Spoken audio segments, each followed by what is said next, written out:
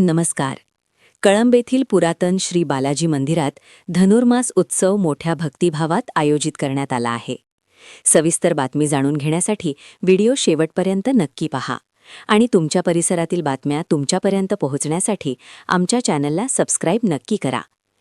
16 डिसेंबर म्हणजेच उद्यापासून ते 14 जानेवारी दरम्यान तिरुपती येथे ज्या पद्धतीने धनुर्मास साजरा केला जातो त्याच पद्धतीने हा उत्सव कळंब येथे साजरा होणार आहे.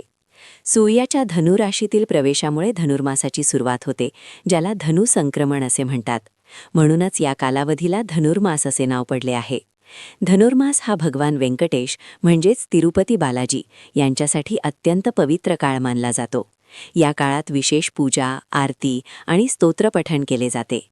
या शुभ काळात एकाच दिवशी भगवान विष्णूची पूजा केल्यास 1000 वर्ष भक्तीने पूजा केल्याचे पुण्य लाभते, अशी धार्मिक मान्यता आहे. धनुर्मास महिन्यात दररोज श्री व्यंकटेश्वर सुप्रभातम, तिरुपल्ली येळूची आणि तिरुप्पावाईचे पठण केले जाते. भक्तांकडून गोड पोंगल, खीर, पोंगल आणि पुलिहोरा हे नैवेद्य अर्पण केले जातात आणि भाविकांना प्रसाद म्हणून वाटले जातात.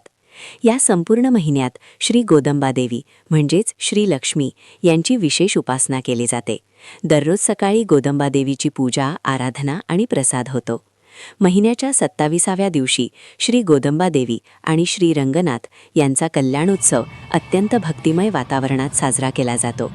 हा महिना उपासनेचा असल्यामुळे या काळात म्हणजेच खरमास दरम्यान लग्न, गृहप्रवेश किंवा इतर शुभ कार्यांचे मुहूर्त नसतात.